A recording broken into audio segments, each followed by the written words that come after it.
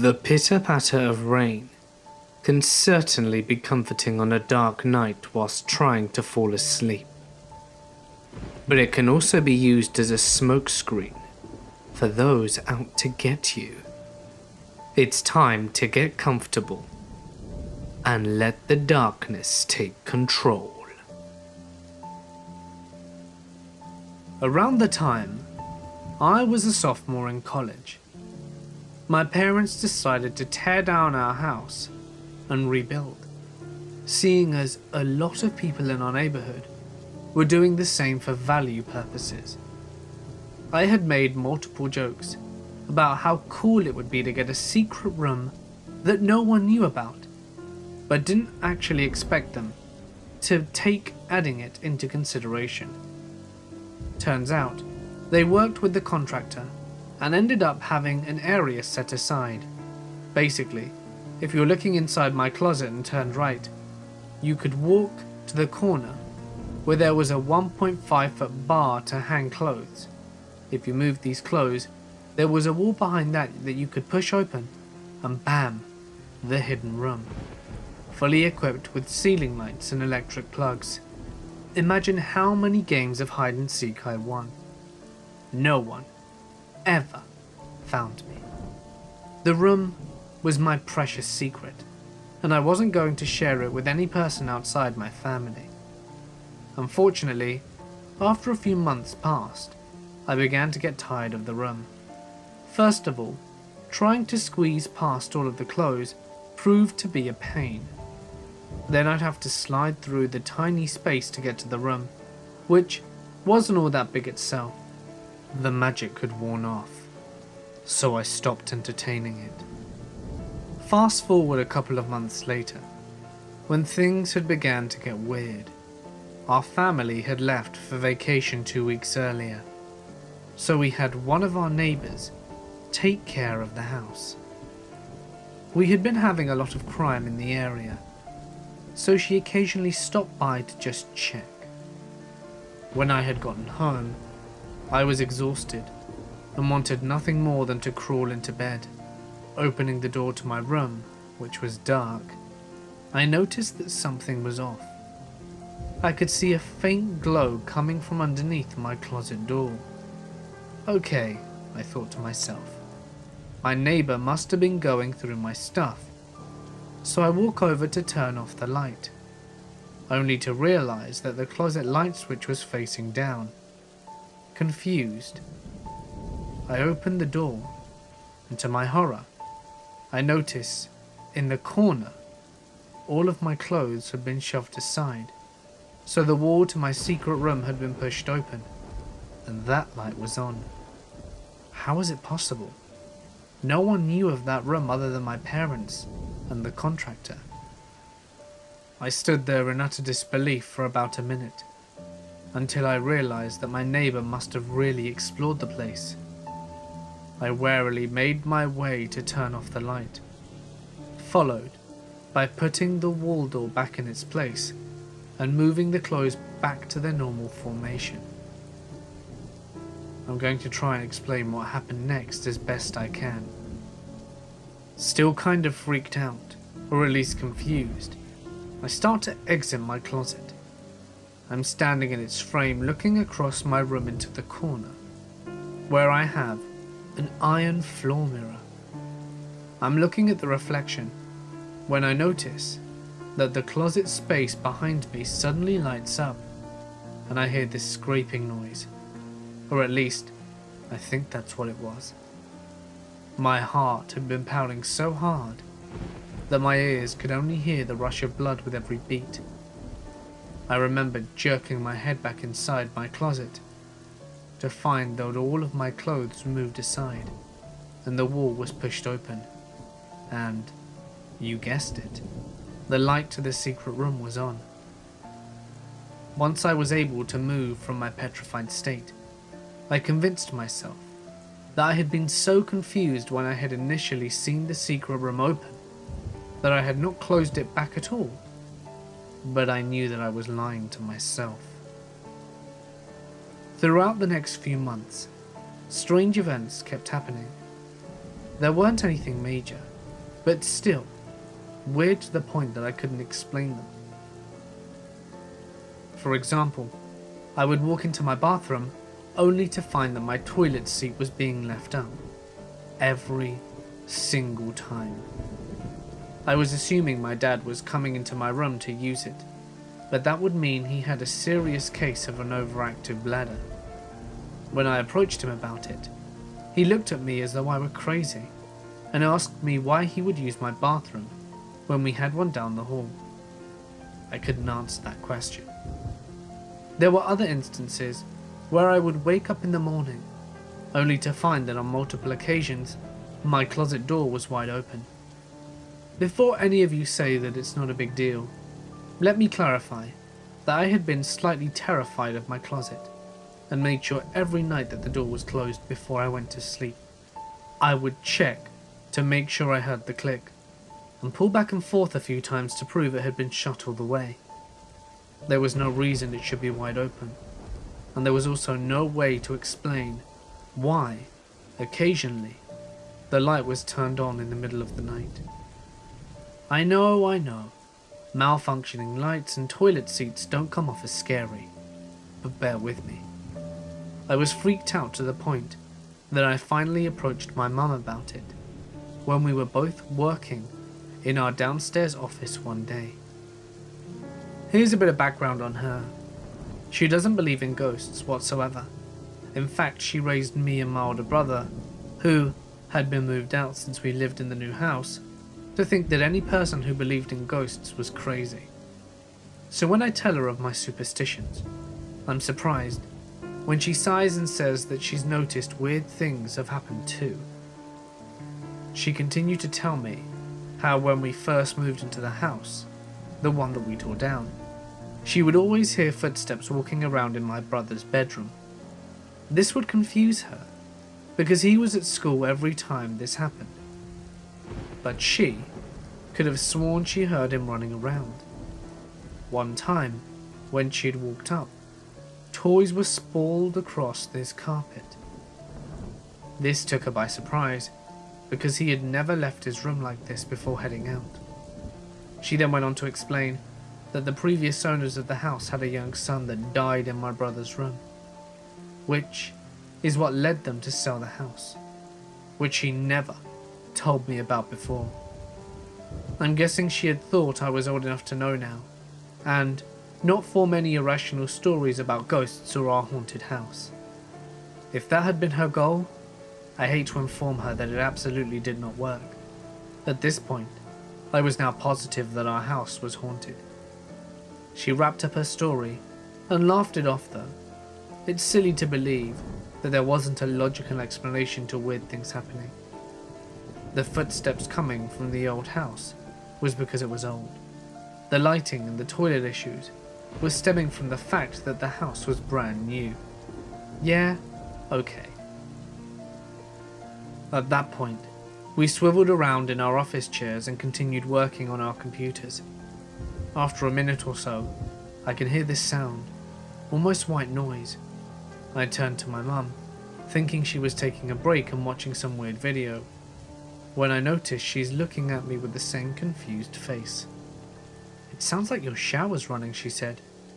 My bedroom and bathroom were directly above our heads. Our dazed expression stemmed from the fact that my shower hadn't worked for a good month or so, as a new house comes with many problems.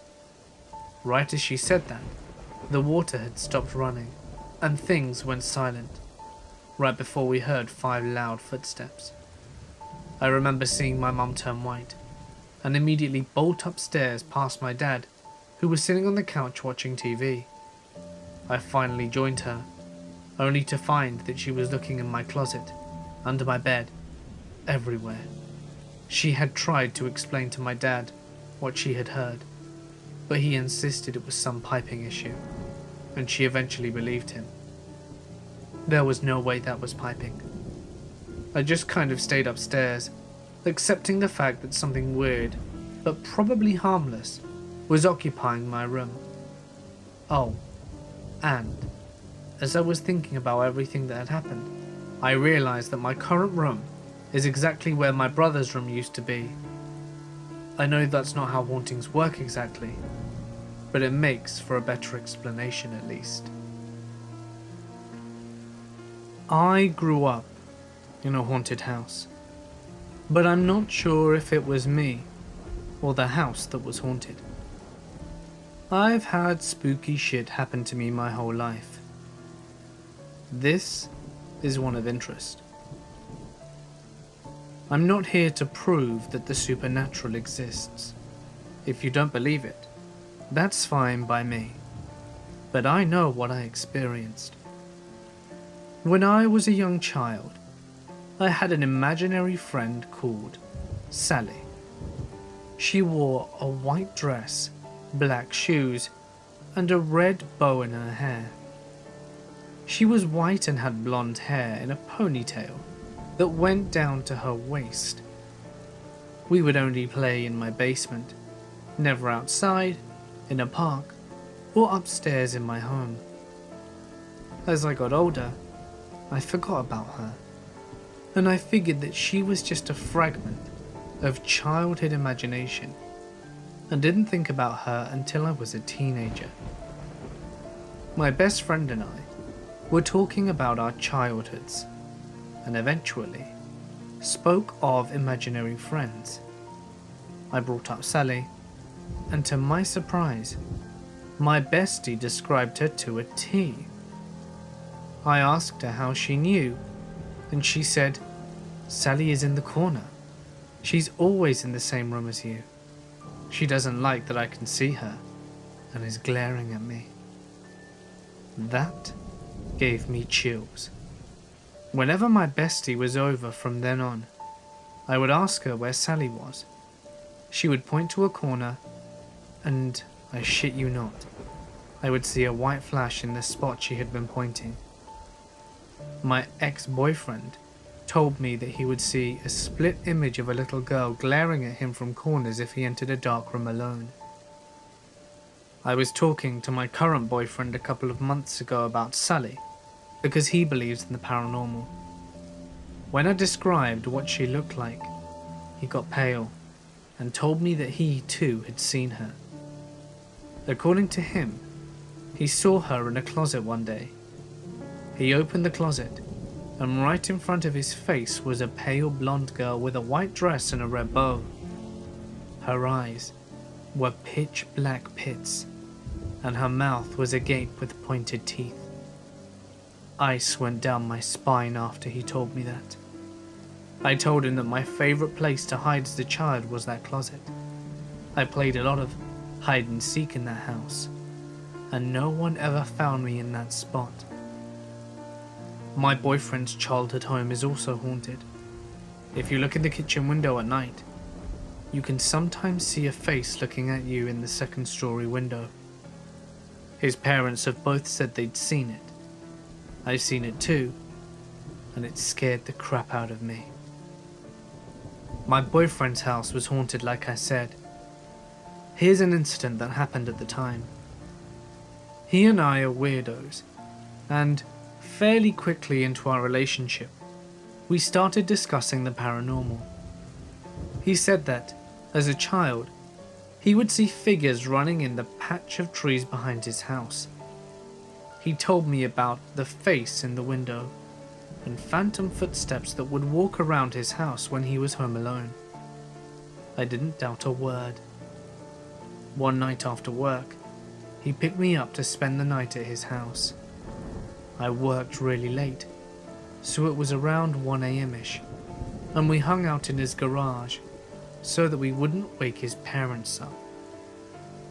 After we went to bed, I realized that I had left my purse in the garage and stepped out to get it. At this point, I had seen the face in the window, so I was wary of his house at night. His garage is detached from the house, so I had to go outside. I have to fully step inside the garage to reach the light switch, and to my dismay, the lights barely turned on and only gave off half a flickering glow, as they were old crappy tube lights. My heart was pounding as I walked into the depths of the half-lit garage. As soon as I grabbed my bag, the lights turned off, and I heard the sounds of children laughter surrounding me. I booked it back inside and didn't even bother hitting the light switch. I told my boyfriend, and we both didn't get much sleep that night, and I have never been to that garage alone since. This other incident happened to me. When I was a kid, I had friends in the neighborhood that I hung out with all the time. There was an old lady down the street that we called Granny Shay, and I would go visit Shay to swing on her tire swing sometimes and play with her cats, crows and kittens. She always fed the strays and birds, so they were friendly. Granny Shay loved me, but hated the other kids, as they were mean to her cats and ruined her garden. Granny Shay passed away when I was in high school, and her granddaughter rented a room in the house to one of my childhood friends. One of the boys that Shay had disliked so strongly. One night, the granddaughter was away, and my friend had a small party at Shay's house. We were sitting in his room when he told us that Shay had died on the very bed that we were sitting on. Being teens, some of the guests started yelling at Shay, demanding that the spirit show herself, taunting her, and saying she was dumb for dying, and stupid and stuff like that. I got uncomfortable and stood up to leave. Before I got to the door, the lights in the room shut off, and I was next to the switch and went to flip it when I felt that it was already in the on position. I turned the switch down and the lights came back on. They immediately turned off and I turned them on again. Then the lights rapidly started switching on and off, even though at this point I was no longer touching the switch. Some of the people in the room started yelling at me for messing with them, and the lights turned back on with a feeling of finality. On the wall above the bed was a black handprint that had not been there before.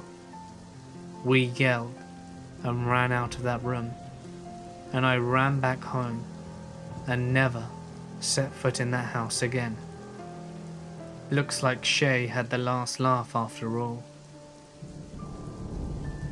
I am a hotel employee, and I used to work overnight shifts for a few years.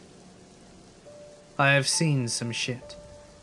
The hotel I worked at is a great place, well maintained, high occupancy, high rates until the weekend hits. Friday and Saturday nights are slower, so the rate drops brings in not so savory folks. I have two stories that are good. This hotel is 100% pet friendly. Mostly, we get dogs, cats, birds, and occasionally we get snakes, lizards, and a few pot-bellied pigs. Now, the shit show of a few weird nights working overnight. I came into work at 11 PM, and it was a quiet Saturday night. I plowed through the paperwork, finished all of my duties for the night, and was kicking back watching movies on my laptop. All of a sudden, a guest comes to the desk, asking if we had a room with 2 beds available, the rate, and asks about our pet policy. I answer their questions and check them in. The guests leave and said they were going bowling and that they would be back. A few hours later at around 2 AM, they call the front desk for an extra robe and remind me to deliver it, saying they would make me worth my while. I ask the bellman to go watch the desk and go deliver the robe. I get to their room and knock on the door, and the guests ask me to come back in a few minutes. I go smoke a cigarette and come back 10 minutes later. I knock again, and they ask me to go away and come back later. I oblige and as I'm walking away I hear a snorting sound. The sound was horrendous. It sounded like a pot-bellied pig. I am walking away thinking, what the hell is going on? My bellman calls me on my walkie-talkie and asks if I called the fire department and an ambulance. I let him know I did not, and I walk back to the room.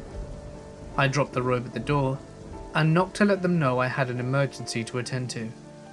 The guests fling the door open and frantically ask if I was the fire department. I look down the hall and see paramedics and firemen racing towards me. I look in the room and see a 250-pound woman in nothing but a robe and a red thong laying motionless on the floor. The woman is grey with foam coming out of her mouth. The pig noise was the woman fighting to breathe. I step inside the room and hold the door for the emergency personnel. They asked the couple what happened, and the couple responded that they happened to have met their friend in the bowling alley. They were all celebrating their birthday and had too much to drink. Their friend was too drunk to drive, so they came back to the hotel to let her sleep it off, and she just collapsed. They give the medics her name and as much information as they know about her. By this time, the sheriffs arrive to escort the medics to a hospital. The sheriff sees that this couple are bullshitting their story and ask the medics to empty the woman's purse. What falls out is a pharmacy of pills and powders, along with her ID, and piece together the woman was a pill-popping prostitute. The couple fesses up that she was popping pills and drinking heavily all night. The medics cart the pale woman away, still in the robe and thong, to the hospital. The sheriffs give the guests and myself the information on this woman for my report. The guests then stay in the room, watch about $100 in adult movies, have a huge breakfast in the morning, and check out late. The second story is about an older gentleman that walks into the front desk at midnight asking for a room. I give him the details and check him in. He seemed normal and quite cordial. The gentleman goes into the room, and a few hours later comes down to the front desk and asks me if I know where to score some ecstasy. I tell him no, and he storms off out the hotel, mumbling to himself saying that he wants to kill me. Now I don't feel endangered by this guy, as I have a weight and height advantage on him. I know how to handle myself thanks to my training by an ex-Marine brother. He comes back to the hotel a few hours later in a much better mood. Me, on the other hand, am scared shitless. He comes strolling in wearing a thick sheriff's officer jacket and a sheriff's hat. He asks me if I have a girlfriend, and I reply yes. He tells me to dump her because women are evil, and then he tells me his story of heartbreak and revelation. The guy went to prison for beating his ex-wife in a rage of finding out that she cheated on him. He had a revelation whilst in prison that the best experience was lovemaking to a man, and that women were the devil. The guy then warns me to dump women and consider men. I apologize to him about how I am straight and thank him nonetheless for the story. He then walks away, saying to reconsider and not to knock it until I've tried it. Once he left, I called 911 and asked if anyone is missing a jacket and a hat. They say that they will check on the on-duty officers and will call back. They call back and ask me if the person was staying at the hotel. I confirm with them the details and the description. They inform me to keep away from him, that he took a brick to a window of a cruiser, as the officer was on his lunch break at a nearby diner and was just doing paperwork at a table, and stole a taser jacket, hat and club. A few minutes later, the hotel is surrounded. The officers ask for his room number and an override key. I provide them all the information, and the officers race to his room. They find him watching adult movies, sodomizing himself with the club. They come out with the guy cuffed. He yells to me on the way out to reconsider his beliefs of women. Surprisingly, his credit card went through for the charges. My wife and I bought a house last year, and it's been a bit odd, with some minute activity, strange sounds, whispers, etc. But my wife and I are like lightning rods for it. So whatever. What was especially odd is one of the houses we viewed when we were house hunting. It was a brick fortress, like house surrounded by a black wrought iron fence with a waist-height gate. Upon entering the house, it felt very, very uncomfortable, and the air was very dense. The first floor had a living room just inside the door which led to the kitchen. There were a few other rooms, but each room connected to the next, and were maze-like. The house was a Cape Cod, and the second floor was especially strange. The floor had a collection of cheap children's gym mats and random carpet pieces and rugs, stapled to the wood floor in utter chaos. There were crude paintings of a 1930s Mickey Mouse and elephants, and everything was super creepy. The basement was the worst. The stairs to the basement extended down below the level of dirt under the stairs. Literal earth. You couldn't tell how deep back under the stairs went because of the darkness. The ground my wife and our realtor stood on, once off the stairs, was below this dirt floor. So the earth level was about mid-chest height. In this weird basement, there were 2 residential refrigerators and 1 industrial one. There was also a steel workbench with knives. The basement felt like I was surrounded by 1,000 bodiless eyes staring at me.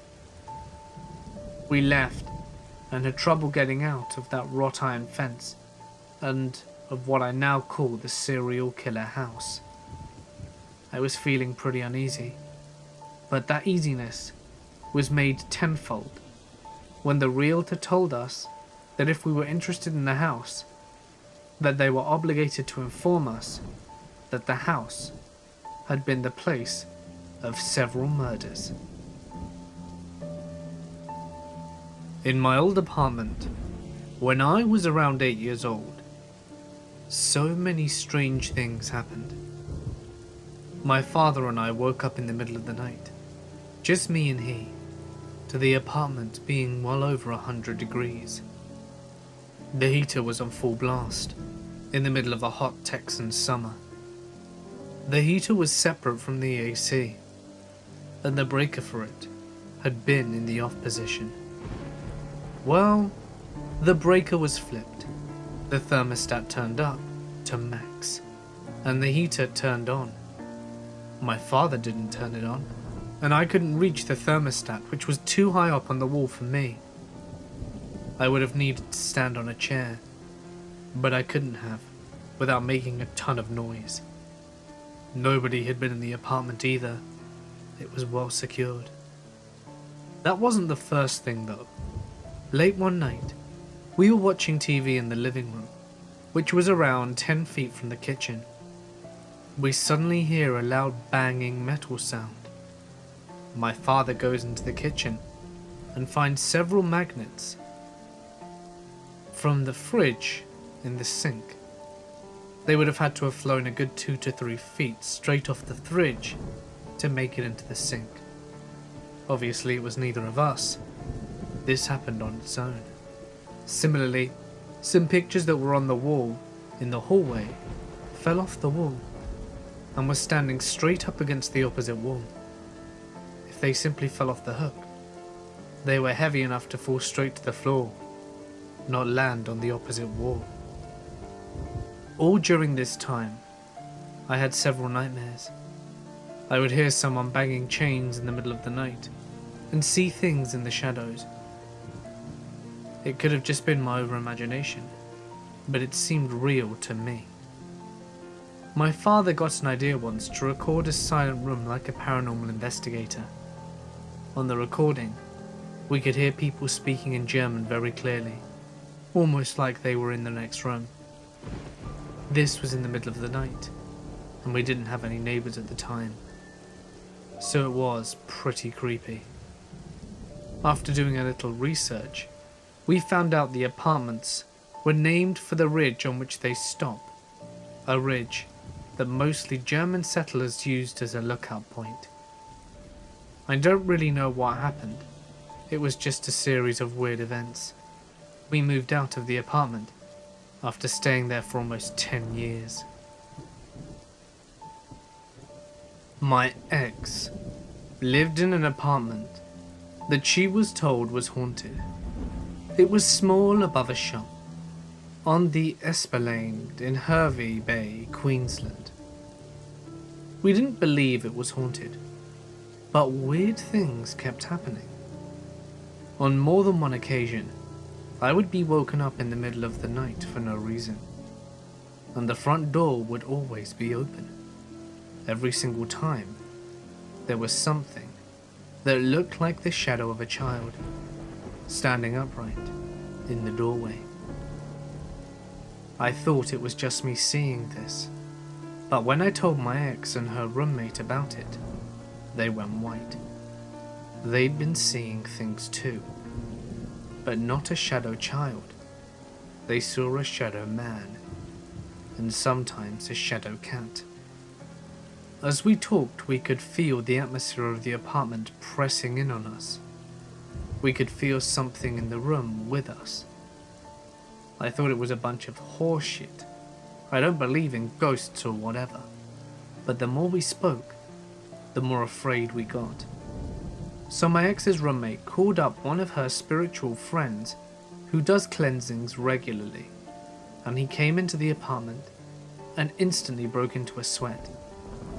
He told us something bad was going to happen now, and that we needed to be aware of it.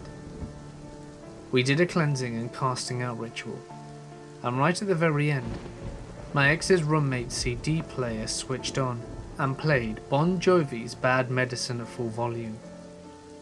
The CD player wasn't plugged in, and did not have any batteries in it. The only way we could go turn it off was to take it across the road to the beach and dump it in the ocean. To start off, I live in Maine. What does this mean though? It means it's very common to see lobstermen, and very rare to see anybody on your property. It's also very cold and snows a lot. Anyway, I was over at a friend's house participating in a party, and a bunch of us guys were going to sleep over. I know, unimaginable, right? Sounds like the plot to a cheap horror movie. We had gone to bed at 3:30 in the morning, on his pull-out couch in the living room. I had just started going to sleep when I noticed a figure standing on the other side of the door, on the porch. I think nothing of it. Probably a weird shadow from the trees. Of course, there's a winter storm going on outside, so the wind is blowing hard, and that's when I notice that this particular shadow isn't moving with the tree's shadow. It's still standing in the door, staring through the windows at us. This is when I call out to the others, who were kind of not really asleep. They are so freaked out that one of them grabs a BB gun, the other one grabs a baseball bat, and I grab my handheld spotlight. There were 4 of us, but the host had passed out. I shine the spotlight through the door, and there's nothing there. We once again reach the conclusion that it simply must be a strange shadow. That is when we start to notice the little details. Staring at the figure, they look like they'd just come off a lobster boat in a heavy rainstorm. They had the lobster hat, and the weird little way the jacket fell told us it was someone dressed up like a lobster man. Like I said earlier, it's extremely common. The part that was freaky was the way the hat kind of sagged around the head, almost unnaturally. Trust me when I say that this hat is old when it sags like that. At this point, we're thinking it's some dick playing a prank on us. So being the main boys we were, we decide to beat the ever-living shit out of this guy. I shine the light to blind them as the other two advance. They reach the door and realize there isn't anyone around the door. So once again, we conclude that it was a shadow from a tree, and they decide to go back to bed. I'm not entirely convinced, and watch the damn thing until about 5 AM, when it just vanishes into thin air after the light came up. My foolish self is thinking that I'm safe, and I fall asleep. I wake up 2.5 hours later to see the host's mother struggling with the trash. Being the good kid I was, I offered to take it out for her because no one was up. As I open the door to go outside, that's when I see footprints in the snow facing the door. I could see the footprints start at the edge of the porch, out to the stairs, and then stand right at the door. The footprints then kind of looked like the person was pivoting on their right foot to get behind the wall, to escape being seen a couple of times. They then led up to the other edge of the porch, with around a 15-foot drop, and disappear. There's nothing on the other side of the edge, and nothing in the couple of feet of snow below. And while yes, I did first think snowdrift got caught on ice to make the footprints, I then realized they were clear boot prints with thread and all. The scary part is, the thread matches rain boots, which go with the hat and jacket. This was only my most fearful moment ever. It still makes me shiver just thinking about it.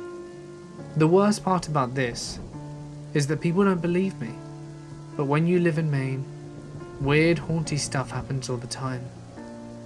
I live in a town where the founder was cursed by a witch to have her forever dancing on his grave, and taps think there are ghosts in the fort across the river.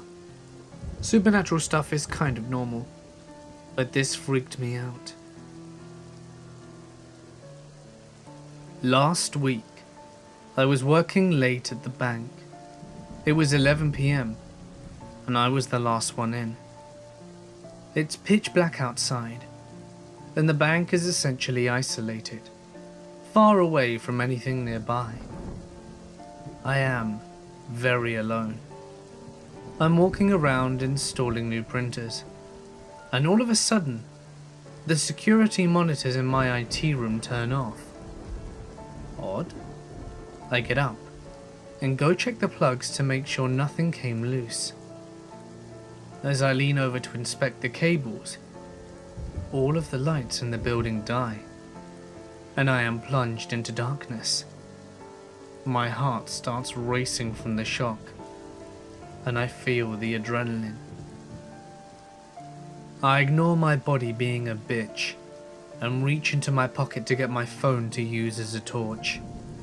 But before I can get it out, the backup lights turn on, and the whole building is dimly lit by the faint green glow of backup lights. The lights are very weak, but it's good enough. A green tinged blackness, and I can make out the objects in the room, though most things are in shadow. I leave my phone where it is, and I forget the monitors, and start walking towards the banking hall, where all the tills are, because that's where the circuit breakers are, and I guess it's up to me to fix this shit.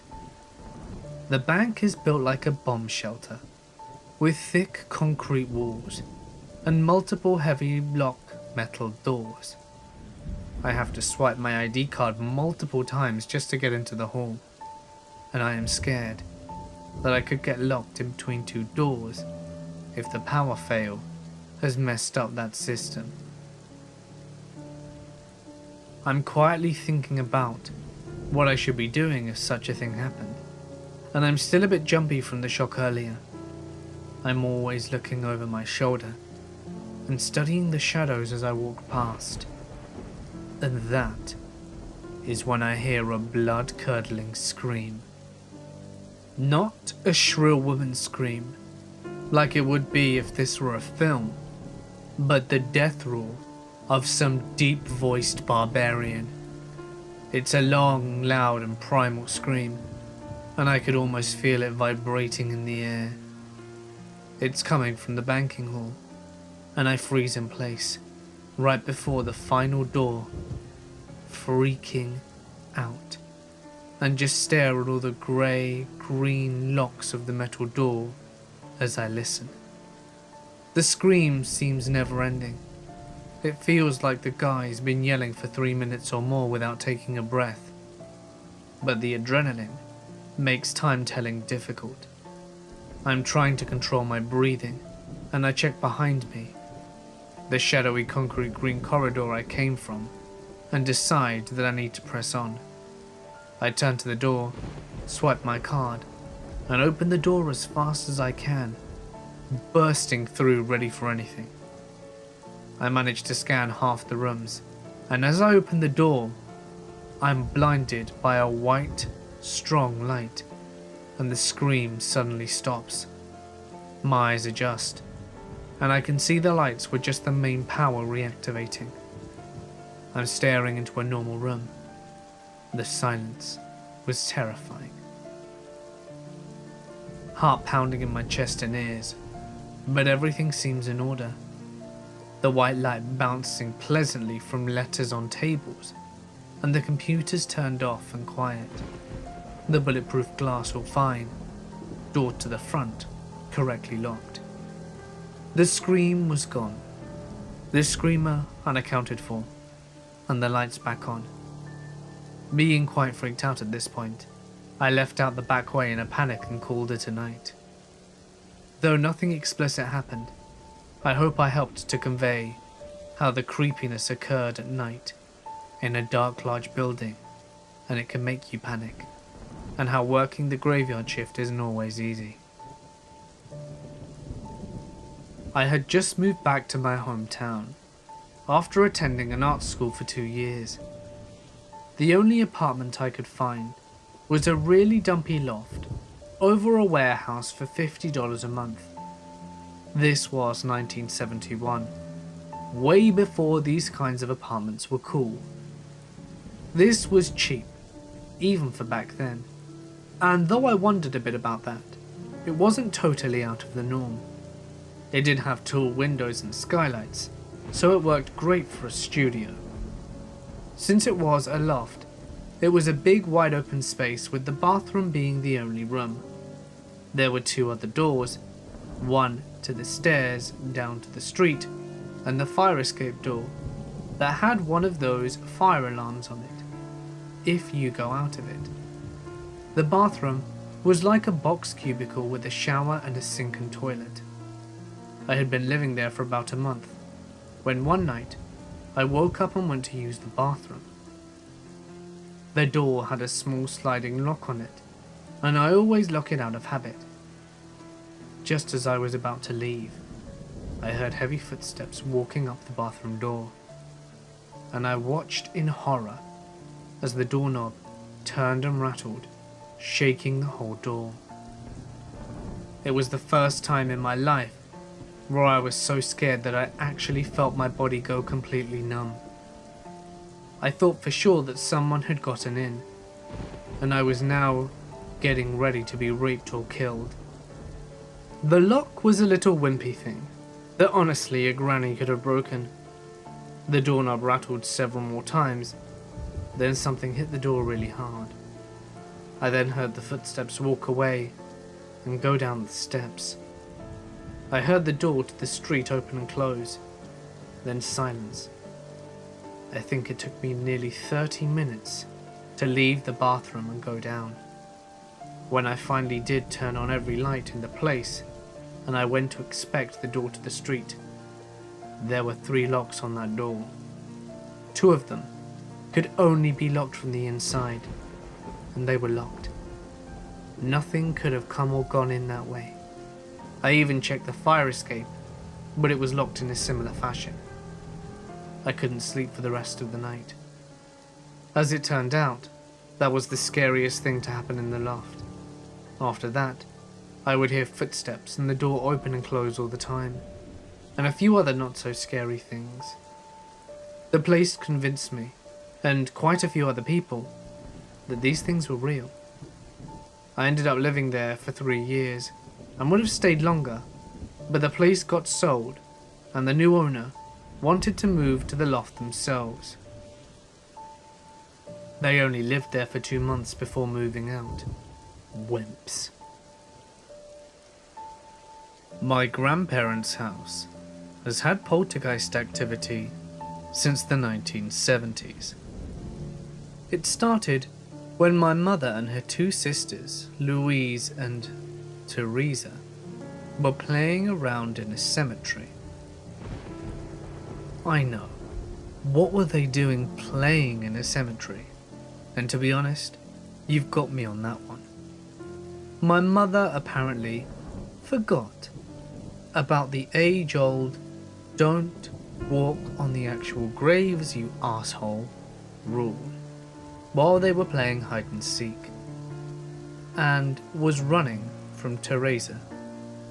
She stepped on a grave, and the ground gave way, and she fell into the grave.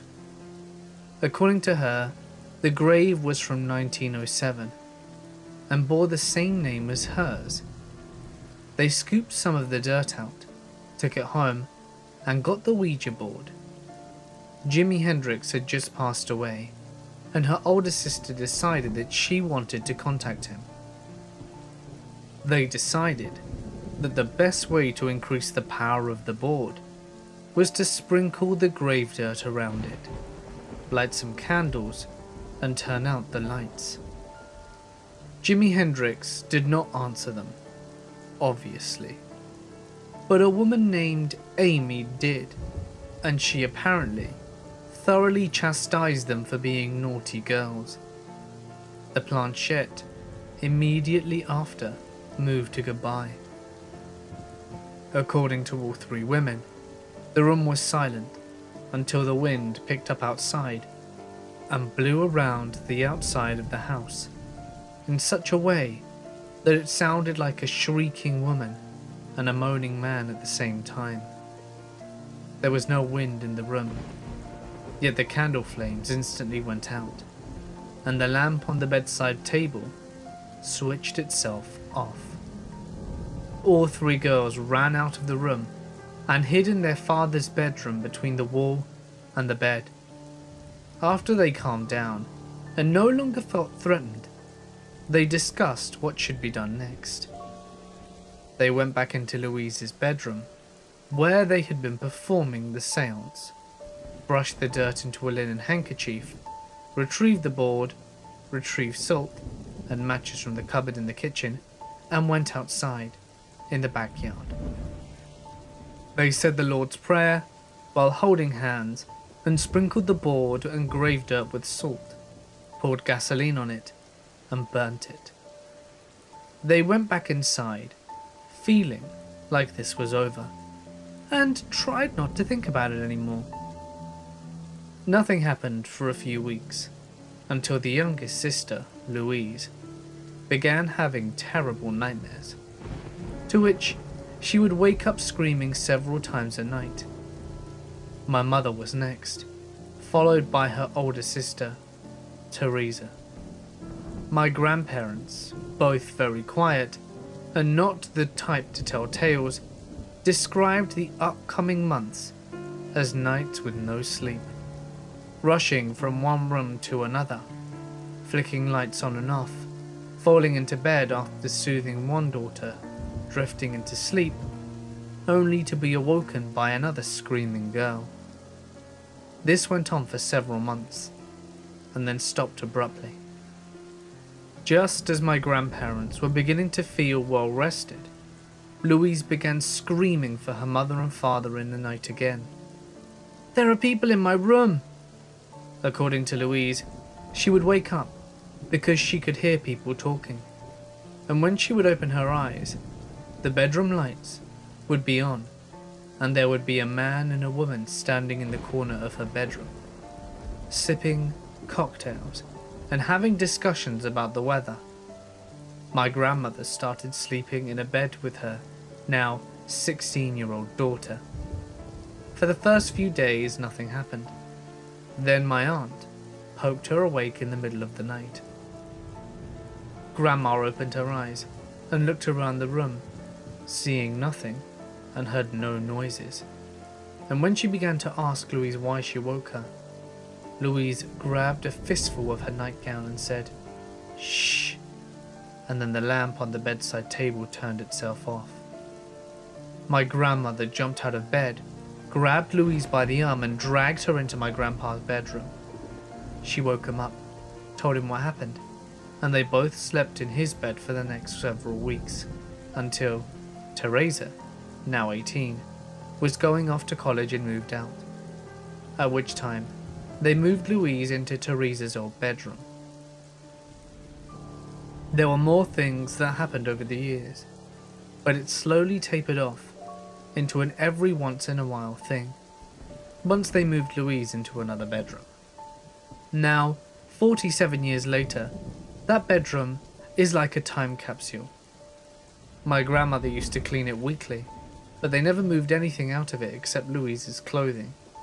All the furnishings have stayed the same, and after years of refurbishing every other room in the house, that room still has pea green shag carpeting, and orange and gold owl wallpaper. Since Grandma died 10 years ago, and no one has really bothered with the room except for the occasional clean, when there are one too many extra overnight guests, and someone has to sleep there. And no one ever makes it all night. We almost always wake up to find this person sleeping on the couch. At night, when no one's in the room, you can hear people talking. A lot of people. Like there's some kind of party going on in there coming from that room. As a child, that room was the source of nightmares. All the other cousins would play tricks on the younger ones to force them into that room, only to lock them in. I myself was locked in the closet when I was 7, but that's a whole nother story. Until their cries for help attracted adult attention, or even just the standard, "You're too little to play with us. You have to stay in the back bedroom for 5 minutes alone if you want to play." They've been small bouts of activity through the house over the years, but it's really just something that everyone got used to. And for the last 35 years or so, the room has kind of just belonged to them. My older cousin actually locked me in the closet in that room when I was about 5. I say locked, but all she really did was close the door. I don't remember why I couldn't get out, but I remember trying to open the door and not being able to.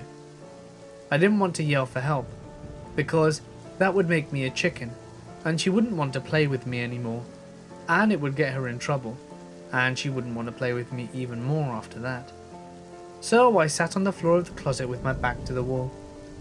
It was quiet for a moment, and I heard footsteps outside the door, so I thought she was finally going to let me out, but she didn't. According to her and everyone else in the house, she had gone outside to ride her bike. I heard the wire coat hanger start moving back and forth across the rail on its own, scraping back and forth, and then an old doll fell from the top shelf and landed in front of me. It was the kind that had the little soundbox inside, and when it landed at me, I looked at its little sad plastic face, and it said, "Mama." I started screaming bloody murder, and pounded on the door, and my grandfather came to the rescue.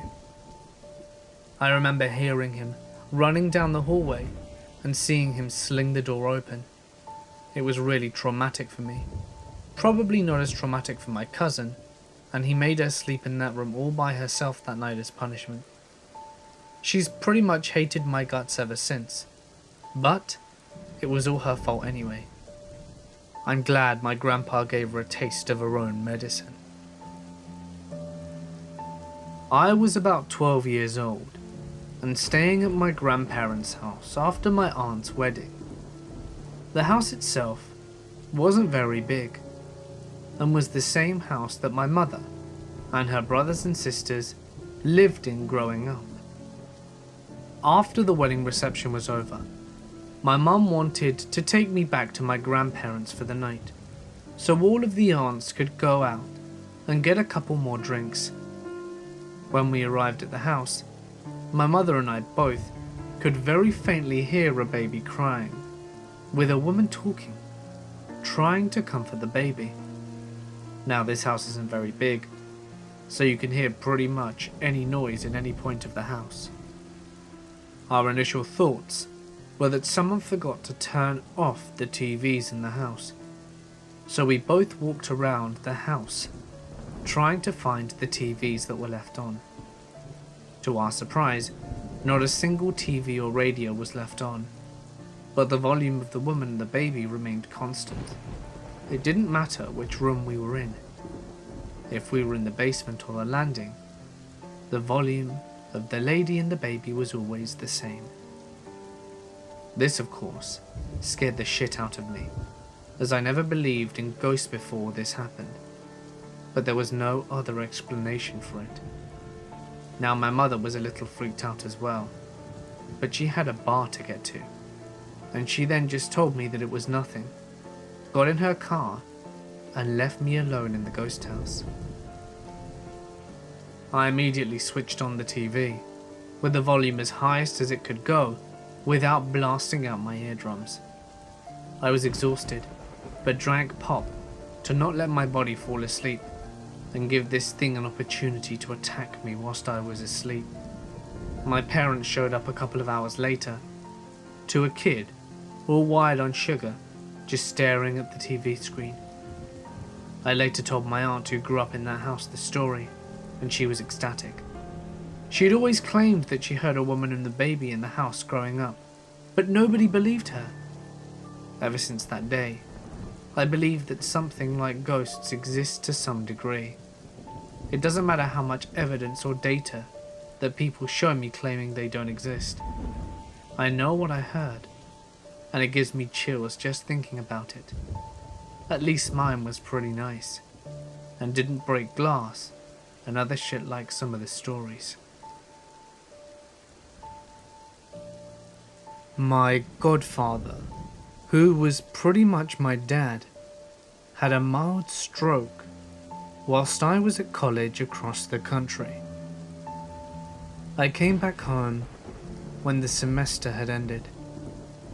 The combination, the stroke, a bad back, and diabetes were taking their toll on him and made it very hard for him to walk. He used a quad cane, but sometimes his legs would unexpectedly give out on him, and he would fall most of the time, and couldn't muster the strength to lift himself back up. So here I am back at home, and taking care of him pretty much 24/7, and I get to the point where I've become such a light sleeper from worrying and the stress that every time he gets up or moves around too much, I wake up. If he gets up to use the restroom, I wake up with him and wait for him to go do his business and come back before I can even think of sleeping again. We were pretty poor. He was a hoarder and the house was in disrepair, so we both shared the same room, with a window unit AC to keep us cool. Instead of a door, he put up one of those extending poles and a thick plastic shower curtain, complete with ridiculously noisy shower rings. He made sure to yell at anyone who wouldn't close it shut behind them, and never failed to do it himself. So one night, I wake up to the sound of footsteps behind me. I'm facing the wall, and it's near pitch black. So I do my usual routine of waiting for my godfather to do his thing. I hear the steps behind me to the door, the shower curtain and rings being flung aside, and then steps leading off to the other side of the house. I lay there waiting for what seemed to be about 5 to 10 minutes, and I started to get concerned. As I'm sitting up to go check on him, I realized that he has violated his own cardinal sin of closing the shower curtains behind him. Not only that, but those steps were way too fast and heavy. At that point, I feel needles go up and down my spine. As I jump out of my bed, I grab the aluminium baseball bat that I have for security as I'm looking out of the open curtains down the hallway, trying to make out anything in the dim light. That's when I hear a cough from the other side of the room. My godfather had been laying in bed this whole time. My first thought was someone had broken into the house, so I gripped the bat, scared as hell, and proceeded to walk around the entire house, ready to bash someone's skull in. But I never found anyone, or any sign of a break-in. Needless to say, it was very difficult to sleep that night. I had just finished my last patrol of the night at an apartment complex, and I was just about to get into my patrol car in the parking lot when I heard a guy shouting at me from somewhere up near top of the apartment building. He was on the 14th floor, I believe, and was screaming for police. I had no idea what the hell was going on, and I scrambled into the building and up to the floor that I thought he was on. Nope, wrong floor. And I take the stairs and run down the hallways until I find his apartment. He was surprisingly calm, although very rude. He told me it took me long enough and that he could have died. When I get to his door, it looks like he'd been on a 5-day booze and meth binge, and I wasn't wrong. His arms were covered in self-inflicted wounds, and I asked him if he would mind if I placed him in handcuffs for the safety of both of us. He actually agrees, and so I put him in cuffs and let him sit on a chair near the front door. His apartment is littered with cardboard boxes, empty beer cans, and obvious drug paraphernalia, crack pipes used, needles, latex tourniquets, and, what I recall, being a couple of lines of cocaine on a countertop. I ask him how he got his injuries, and he tells me that he did them to himself. Naturally, I ask him what he used, and he pointed me to a razor. He then goes on to tell me about how I can call him insane if I want, and goes on a rant about how people are spying on him from his balcony. Clearly I'm not comfortable with this, so I have my dispatcher contact the police.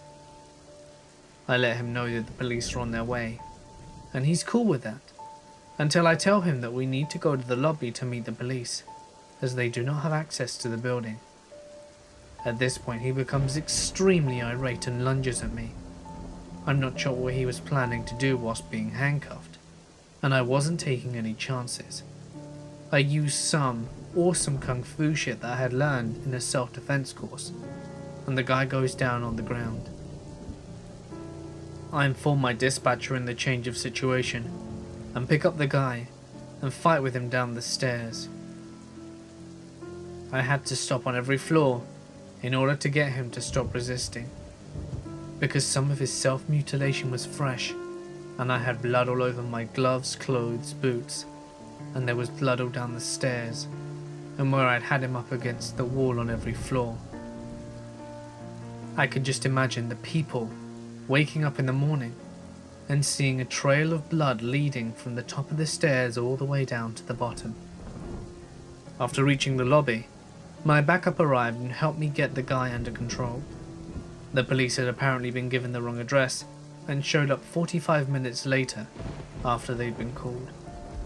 From the start of the incident to finishing the report, I worked an extra hour and a half and have never taken such a long, thorough shower in my life. Even then, I still feel like I need a wash. This isn't my only story though. As before this, I worked as a security guard in a large shopping mall situated downtown. I saw a drunken man fall off a balcony and land headfirst on the ground below. He lived, but had some seriously nasty wounds.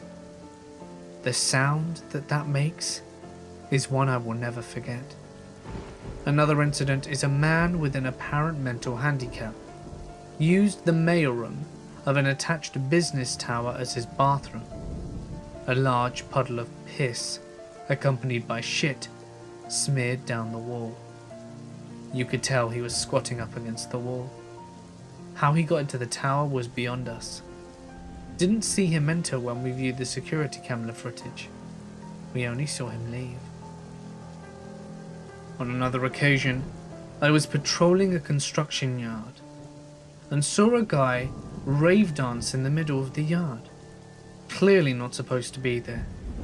I was shocked, and as I approached him I inquired to exactly what he was doing.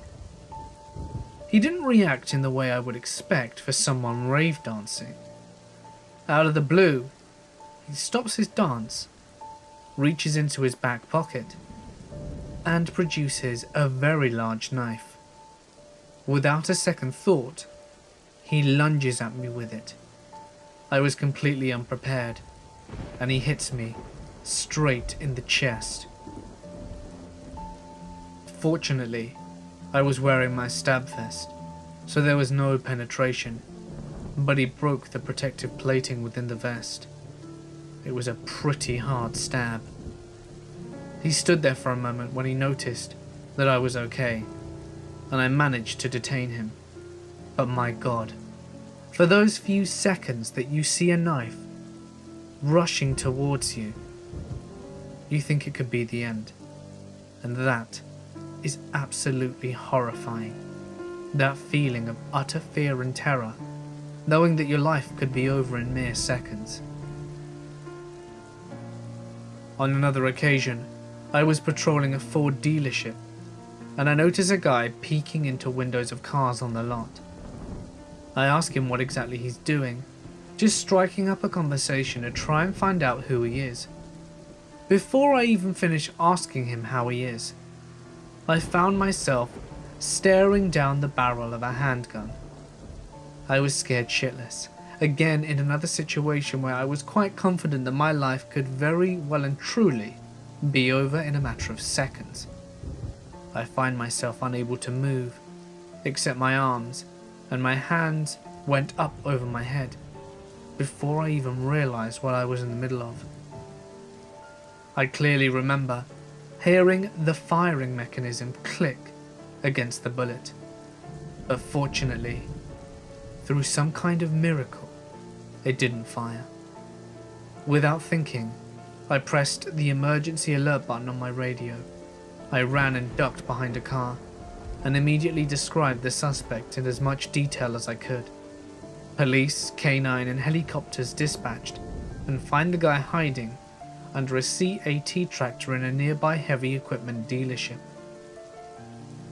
On another occasion, I was patrolling a rather sketchy apartment building with my partner, and we found ourselves having to arrest some chick for assault by trespass, as she spat in my partner's face whilst we attempted to escort her from the property.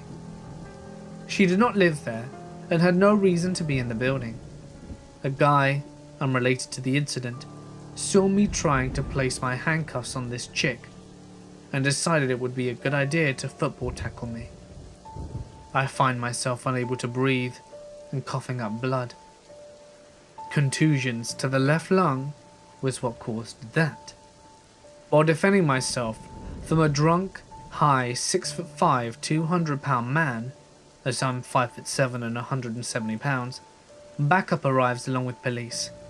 and we tackle and arrest the man for assault, as well as assault on a peace officer, and he tried to trip and kick one of the police officers.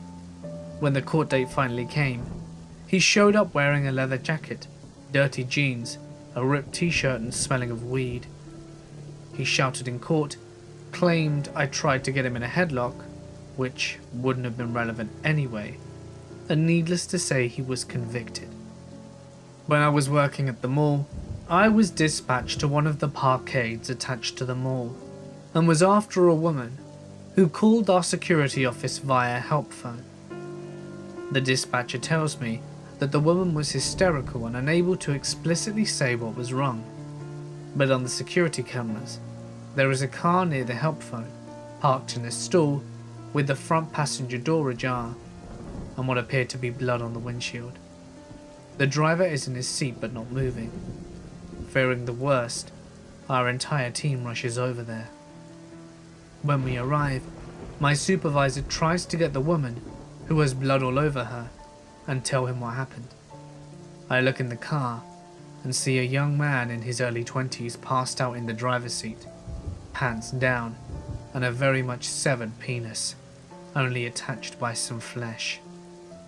The car had strobe lights inside, the kind that are activated by the stereo system's base, and he was apparently an epileptic. She was giving him head when he had a seizure, and he's still profusely bleeding. So I grabbed gauze from my medkit and attached to a drop leg holster device on my leg and apply pressure to this guy's crotch. Police, fire and EMT arrive, and during extrication, they accidentally tear his penis off.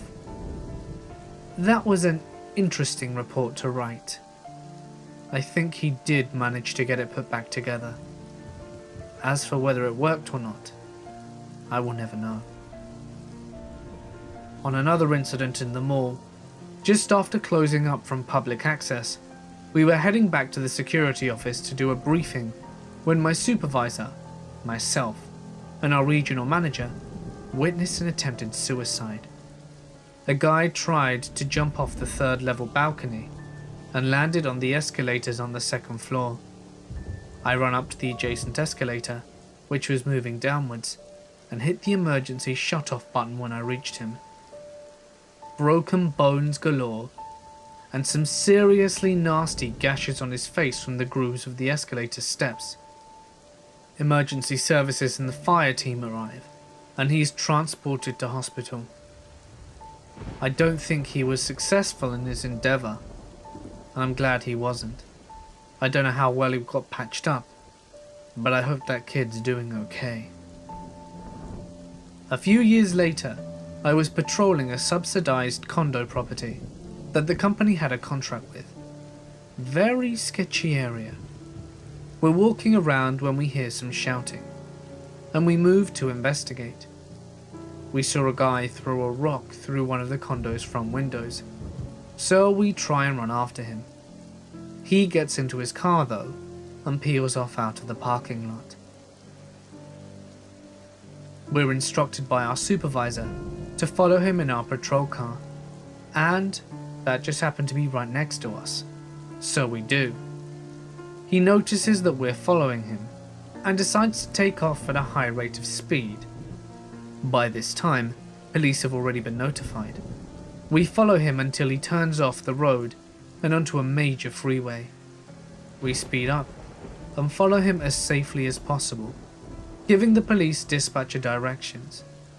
The guy, who was going at least 160 kilometers an hour now on a 70 km/h road, loses control of his vehicle and slams into the concrete median and a light pole. The impact sends the vehicle into the air and rolls over, ejecting the guy from the car. He was seriously messed up. Human meat and debris from the vehicle litter both sides of the freeway, which was empty at this hour, thankfully. He was still alive, but his face was mostly destroyed. He was rushed to the hospital, and we were interviewed by police, and my partner spoke to someone from the local news stations. We were told to go home early. Last I heard, The guy was in a vegetative state in our trauma hospital. On another incident, patrolling a subsidized apartment building for at-risk inner-city retirees, essentially a nice way of putting homeless men over the age of 55, I walked in on a legless prostitute laying on the floor of our rec room, pants down, and playing with herself. She reeked of BO and booze, and the smell of crystal meth, and I could smell her for at least 10 feet away. She was a regular there, and had previously been banned from the property. I didn't want to arrest her. Honestly, I didn't even want to touch her. But she had an arrest warrant, and was advised by police to hold her on the property. I managed to coerce her to pull her pants up, and bum her way down the stairs to the main floor. The police arrive, and they didn't even want to touch her. Honestly, I felt bad that she was living such a life, but at the same time, it's just nasty. These types of things have happened to me since I was 13 or so. In just about every house that I've lived, as we moved a lot growing up. The first time I remember anything weird was with my closet. I would shut it at night, but it would be open in the morning. For a week or so, this happened. One night, something woke me up. I had bunk beds in my room, and was laying on the bottom bunk, staring in the dark room. First, I noticed the closet was open. Then I noticed a crouched human-like shadow figure at the bedroom door. Like in the doorway. I just panicked. I jumped and pulled on the curtain chain on my ceiling fan, but it was off at the switch next to the door. I ran to the door and flipped the switch, only now the light was off still, because I had pulled the chain. I was sobbing at that point. I ran back to the chain, and the light came on that time, and there was nothing there. I don't think I've ever been so terrified. I convinced myself that it had been my mum's friend staying in our guest house pulling some kind of prank, though no one ever admitted to it. Nothing ever happened again at that house. I would come home from work to find my toilet seat up, and all my curtains open. Opening the curtains was something I never bothered to do at 17 years old, especially since I left for work at 4:30 AM. It happened every day. At night, I would flush the toilet, and I heard steps walk through the kitchen. My mum agreed to let me take the family dog to live with me, because I was so creeped out. I was sure someone was coming in whilst I was gone. He was aggressive. I would never allow anyone in the house. I came home one time to find the dog had actually torn up the curtains, which is creepy now, but I wrote it off as separation anxiety at the time. Still, the toilet seat was up every day after work, and my dog heard the flushing and footsteps as well. He would bark and growl and stare into the kitchen with his fur standing up. Another apartment, a bell or alarm thing started going off randomly. It was hidden behind ceiling tiles.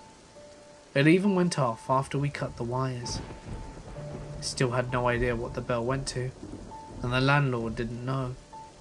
Finally, we tore it out and threw it away. My current house, I've had things move in front of me. My dog barks at corners, and one night, my touch lamp turned on, and still occasionally does, completely independently. Not to mention that someone, who clearly wasn't there, had tried opening my bedroom door in the middle of the night. My door doesn't shut right, and there's no need to turn the knob. You just push and it opens, yet someone was jiggling the knob like it was locked. My husband yelled, "Come in," thinking it was my sister, but no one came. I got up a few minutes later to see what she wanted, and she swore it wasn't her. It follows me everywhere. I'm pretty used to it at this point. As long as there's no scary crouching shadow people, I think it's pretty cool. When I was little, I used to be exceedingly paranoid, to the point I would bathe with the door open. I personally blame it on my brother, who loved to freak me out. He would constantly bullshit 10-year-old me with stories about dreaming of people at the window looking in. I know now that most of this was fake, but at the time, I didn't. I was bathing with the door open per usual, soaking up the warmth around me and enjoying myself. What happened next? I don't expect the majority of you to believe. Perhaps I was getting tired or something, but as I looked out into the hallway that my bathroom leaked out into, I shit you not, I saw a Grayson white figure hobble past the door. Naturally, I started crying, and when my parents called out to see what was wrong, I told them what happened, and wasn't leaving until one of them got me. Cut to 5 years later. I'm living a normal life. Nothing weird has happened since then, save for the onset of some very mild clinical depression. I'm staying at my friend's summer home in Palm Springs for a night. I doze off surprisingly quickly for sleeping on a futon, and that's when I have the dream. I wake up in my own bed at home, except everything is off.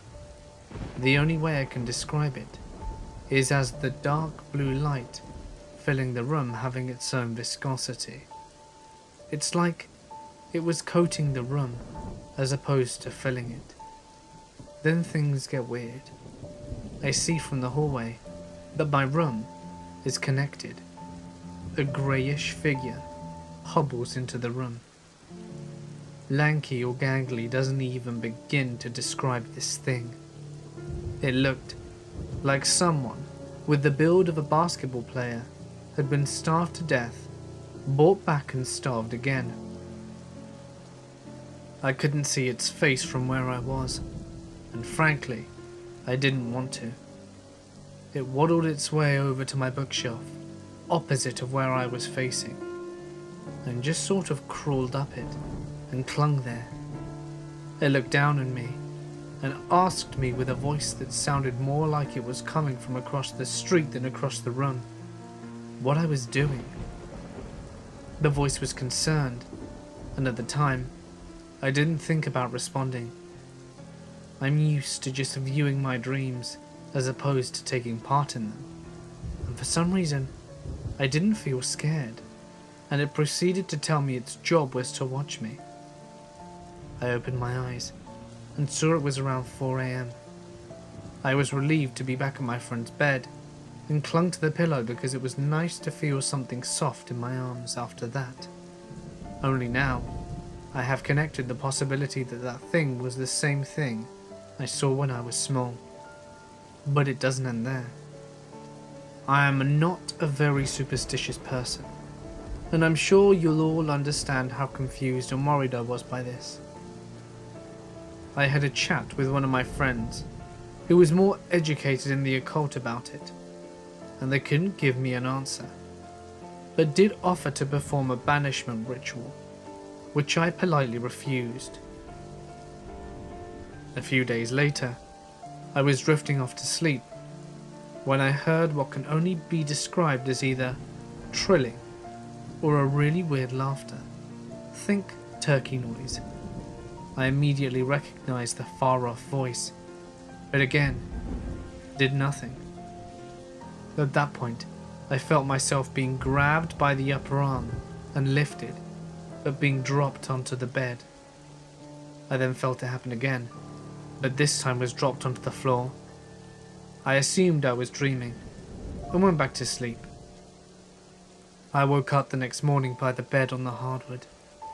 I hadn't sleepwalked in about 3 years, but assumed it was that. I went into the restroom to freshen up for the day, and found red marks around my shoulder area, resembling claw marks, in the exact same place, as if I had been picked up by something. Around 3 or 4 years ago, my family was looking to buy a house. We ended up touring a house in a very secluded neighborhood. It was a brightly colored house, and it was very old. It was 2 stories and very pleasant to look at. The realtors took us inside, and instantly I got a creepy vibe from the house. It had a long front hall that led into the living room. However, when you first walked in, if you looked to your right, there was this huge staircase with an actual Harry Potter looking room underneath it. The downstairs furniture was very old, and nothing, and I mean nothing, matched. When we went upstairs, the house had Jack and Jill rooms, meaning they looked exactly alike. It was creepy as hell. Me, having anxiety-induced paranoia, asked the realtor if in the state of Tennessee they had to tell you if somebody died in the house you were looking or even buying. When my family heard that, my father made us all get into the car and leave. One thing that made it even creepier was that the realtor looked pissed when I first asked that question. I looked online and found that the house had been up for sale 15 times in the past 5 years. I also found out that in the 80s, after it was built, the first couple that lived there were brutally murdered. The wife was found upstairs in the crawl space connecting the bedrooms, and the husband was found in the little Harry Potter closet, which I sat inside for about 10 to 15 minutes while I listened to the realtor talking about the living room. I still get the creeps when I think about the fact that I sat in the exact same spot they found a dead man about 35 years before. My close friends and I used to hang out and do stupid shit in the middle of the night on weekends in high school. One night, when we were a few drinks in, at around 2 or 3 a.m, hanging out at one of our parents' houses, someone mentions how he heard this story of how this old guy / ghost wanders in the street in the middle of the night on some specific road near us. The rest of us look at each other like this sounds really dumb, but whatever. We're all a little buzzed, bored, and not wanting to pack it in for the night yet, so we pile into one guy's truck and head to this street. The road we were looking for isn't exactly in the middle of nowhere, but surrounding it are a lot of dirt roads, one of which we travelled down either by accident or curiosity. So we find the street that this supposed ghost wandered down, turned down it, and slowly idled down it. It was a fairly normal street, with houses and deep ditches on both sides.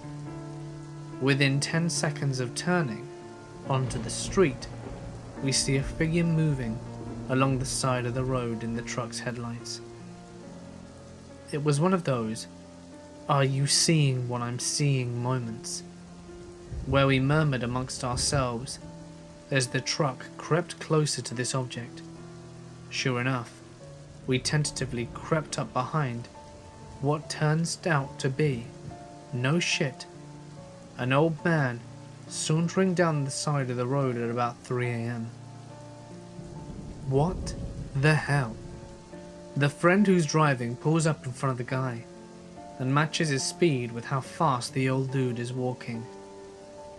The guy is walking with purpose, but has a very cold demeanor to him, like he has no idea we're right in front of him. We all start yelling at him, "Hey, what are you doing walking on the street at this hour?" We get no response. Hey, old guy, can you hear us? Nope. Just still slowly marching. So the driver thinks it would be helpful and funny to slow down. I will never forget what happened next. When we got within a few feet of him, he reached his arms out and lunged at us. I think just about all of us jumped out of our skin and shrieked to high heaven.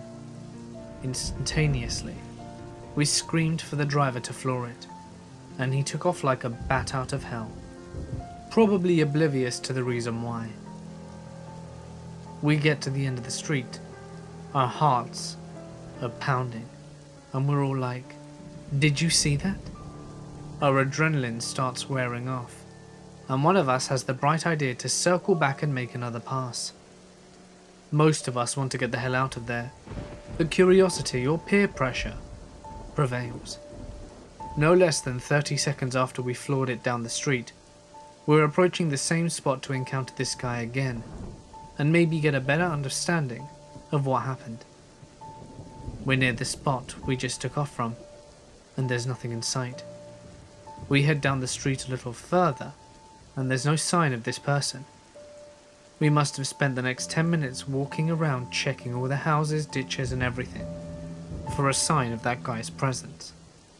We circled the road again more than once. It was like he vanished into thin air, and there was nowhere for him to go. I will never forget the first image of seeing this person walking down the road, nor the absolute terror when he lurched towards us all, nor the disbelief when he disappeared the second he was out of sight. A long time ago, I worked at a base in Japan.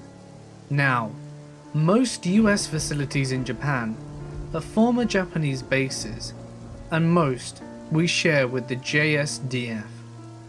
One particular night, I was guarding the fuel depot. No creepy, spooky history, just a bunch of big hills where fuel tanks are buried. There is a Japanese neighborhood just beyond the perimeter fence, so seeing people walk around and house lights coming on are common. Most of the watch, I sit in a guard shack at the only entrance and exit. It's a big automatic gate that only I and the office, which is locked because the fuel guys go home at 6 PM. So I'm locked behind 12 feet of fence, spanning a 200-yard area with only one entry point. This particular night, as it's February, it's around 10 degrees outside, so I cringe to have to do my rounds because it's freezing outside. But oh well. On around my third trip, I spot what looks to be a person sitting on one of the mounds. I walk up and flash my light on them. Nothing. Making my way to the next row, I climb up a mound and look back at the previous row, and there it is again. A person just sitting on the top of the mound. I hold my butt over there to the previous row, running about 5 mounds to where the spot is, and again I see nothing. I make the rest of my rounds and walk back to the guard shack and turn around, and the thing or person is now around 10 feet away from the guard shack. I jump inside, block the sliding door, and just stare out the window. I really studied this thing. There are floodlights every 20 feet or so in place, so it's actually decently lit up. At one point, I get out and use the Japanese phrase we learned in security training, "Tomare itsuzo," which means stop or I'll shoot. But to this day, I don't know why. It wasn't doing anything. But what was I supposed to do? It was so cold outside, and it barely moved. Its hair was short, cropped around the ears. Body was average for a young Japanese adult, and its clothing looked grey. About 20 minutes later, my relief came and flashed its light so I would open the gate. I looked and saw the security vehicle hit the gate button, and looked back, and it was gone. I didn't even tell my relief, because we probably wouldn't find anything anyway, and I just wanted to get the hell out of there. I work at a Remax Suburban, as the front admin and haven't heard of anything like this, but I was actually house hunting myself and know for a fact a house I went to look at was haunted. My husband and I pulled up to the house, and this had to be around the 30th house we went to see. I started feeling sick and nauseous and didn't want to go in. My husband convinced me to go in, however, because it looked nice on the outside. The house was vacant. It smelt old as soon as you walked in, and there was old antique stuff everywhere. The basement reeked like death, and the second I put my foot down, I almost vomited everywhere and went back to the middle of the stairs. My husband and our realtor were completely fine in the basement looking around. He then convinced me to come look at an old bar down there, so I held my breath. There was a separate room where the washer and the dryer were that I hadn't gone into yet, so they were looking around, and out of nowhere a phone starts ringing. Keep in mind this property is vacant. I was following the sound of it, and no phone was ringing upstairs. It was in the room with the washer and dryer that none of us had been in yet. I started walking slowly towards the room, and every slow step, the ring got louder and louder, and as soon as I reached the doorway, I realized I had to turn the corner to find the phone. I froze, and I ran upstairs and went out the house. I scared the shit out of my realtor and my husband. As soon as I got back outside, my nausea went away. I know this place was haunted. It didn't help that when we left, the realtor expressed that someone had actually killed themselves in that house only about 10 years ago. Guess that explains it. When I was around 14 or 15, we lived in a nice house, in a nice neighborhood. However, at the end of the neighborhood, there was a small, little house that sat abandoned for years. All the kids liked to sneak into the abandoned house at night to prove that they had the balls to do it. I was never that kid. Eventually, I had 3 friends staying the night, and of course, my hot neighbor suggests that we go into the house. I regret it now, but at the time, I didn't want to look like a wimp, so I accompanied them. It's 2 in the morning, and we sneak out of my house.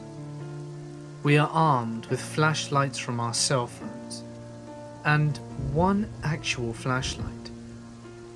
As we approach the house at the end of the street, we notice the grass is so tall that if we crouch down pretty low, it would completely conceal us, and that all the visible windows and doors are boarded shut. After a few loops of the house up close, we find 2 windows into the basement of the house, unboarded. One seems like it was never boarded up, but covered by the tall grass and missed when they were boarding it up.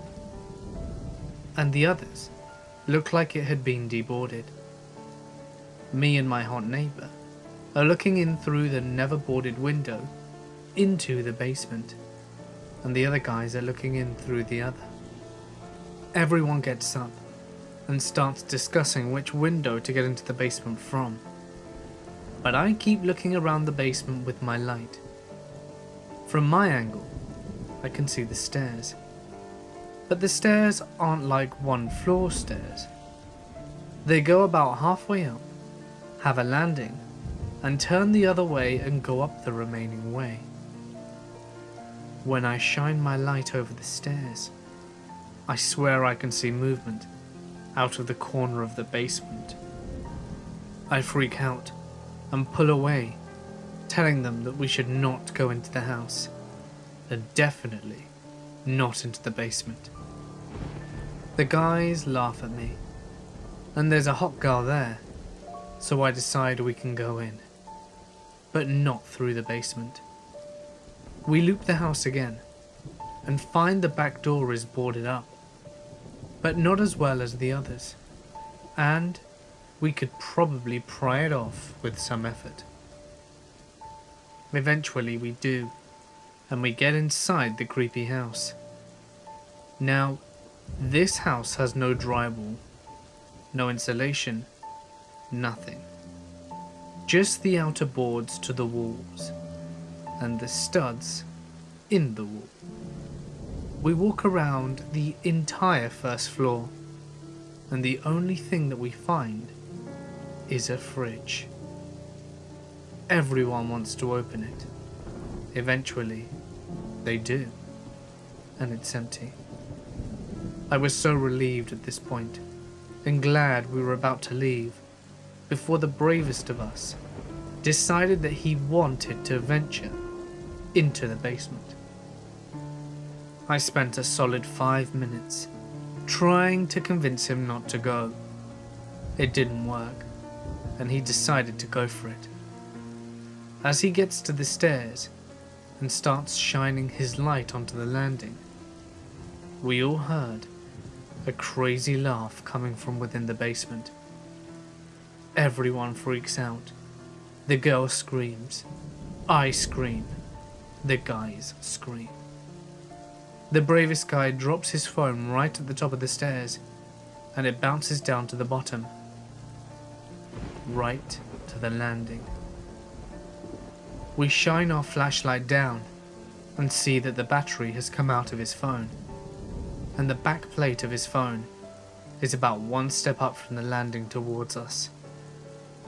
No one is willing to go down for it, so we decide to peace out of there and run away all the way home and freak out.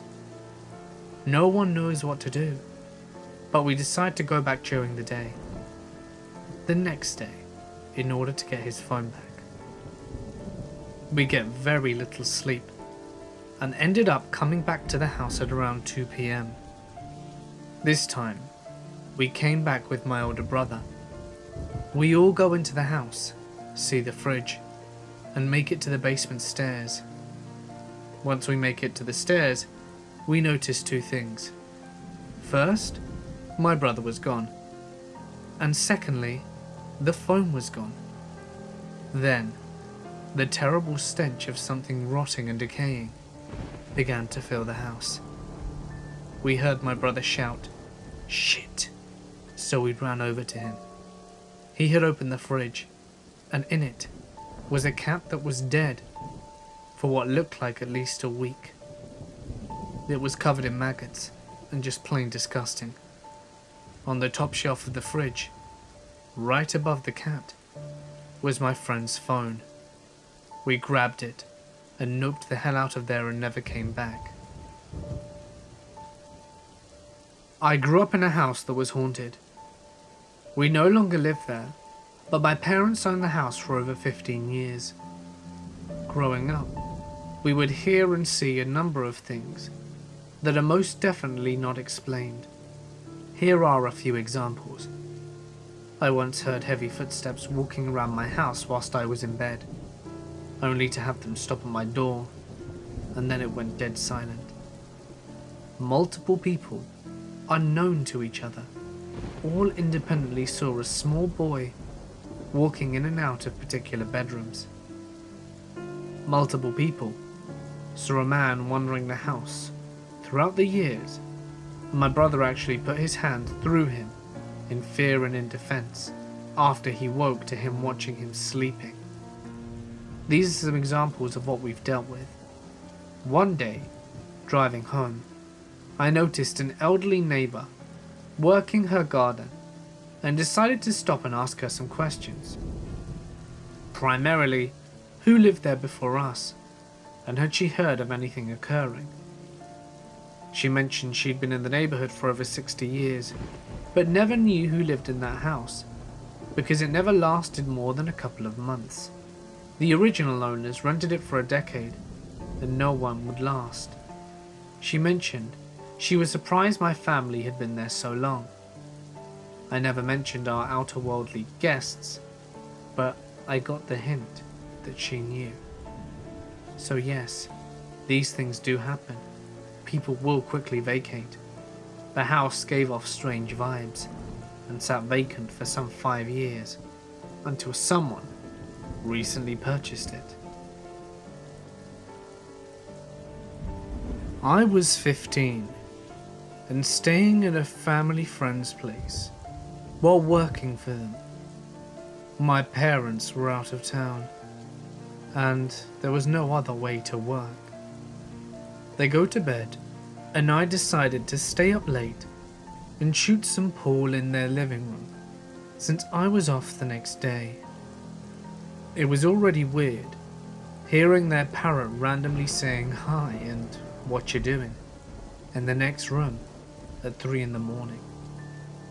Eventually, I just keep getting weird vibes, thinking I need to sleep. I put up the cue stick and begin walking down their hall, because of course, the spare bedroom is all the way at the end of the dark hall. Halfway down, I feel 3 distinct tugs at the base of my shirt, expecting it to be my boss's husband joking around. I turn around with a smile, and my smile evaporates as I'm greeted with absolutely nothing but absolute dread and the fact that no one else is there. I hauled ass to my bedroom and tried to sleep. Fast forward to tomorrow. I bring it up with my boss, who, without missing a beat, says, "Oh, you probably encountered my son saying hello." Her son, quite a few years older than I, had been killed at Mardi Gras some years back. Someone had mistaken him for someone else, tapped him on the shoulder to get his attention, and murdered him with a lead pipe. Another encounter I had when I was with my ex a few years back. Her mother had a farm where she would raise goats, silkies, and a mini horse. I bring it all up because it wasn't rare to have a baby goat inside the house from time to time in order to wean it from its mother. This particular night, there was no little goat hanging around the house. He had become fully weaned, and we put the little cutie dude back out into the farm.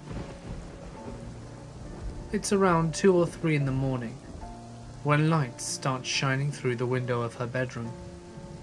We couldn't figure out who would be coming home that time, because everyone had been there when we were going to bed. We don't hear anyone coming afterwards, and the lights turn off. Suddenly there's a loud stomping sound coming down the hardwood floor towards our bedroom door. Now, having had goats in the house before, we knew the difference between a person walking and a goat walking. From what we could tell, this was both. It had the heaviness of a tall human, but the distinct tapping thud of goat hooves. Before I could reach the doorknob to lock it, the entire door begins to shake violently, as if though something or someone was trying to get in, but is unable to simply turn the knob and open the door. Eventually it stops. We're just met with silence. I crawled across the bed and was able to lock the door, and I'm not sure if that would make any difference at all. We hear the thudding strikes walk away from the door, but hear nothing as far as the door opening to the exit outside. The lights show up again like the headlights of a car, shining through the window, and they depart. We ask my ex's parents if they heard any of it, or if they were just messing with us, or if perhaps my ex's sisters had been up and going anywhere during the night. The answer to all 3 questions was a solid no. To this day, I don't know if they were really messing with us, or if we happened to survive something else that night. I worked overnight shifts in a group home for mentally ill adults. I worked alone in this house, with 6 severely schizophrenic clients from 12 to 8. I had no self-defense training, and we were not allowed to use any kind of psychiatric holds on a client if they go violent. Thankfully, it never came to that. but there were more than a few times shit skeeved me out enough to hide in the office for the rest of the shift. One night in particular, we'd just gotten one of our clients back from the psychiatric hospital after she smacked another employee. This client was called Susan. She was an older lady, a former elementary school teacher. When she was lucid, she was sweet as pie. When she wasn't, she'd walk around the house turning all the electrical things off, saying the storm was going to wipe us all out and start fires, even on perfectly sunny days. So I go to start my shift cleaning in the bathrooms, and at first it was all going fine. You know, aside from the fact that I was using my degree to scrub shit stains off toilets and pick turds off the ground. I walk into the hallway to grab my mop, and I hear Susan talking. She says that you may not know much about the Soviet Union, but their socio-economic and political climate is very interesting. I look down the hall, and her door is open. She's lying in bed staring up at the ceiling in pitch black darkness, teaching a history lesson to nobody.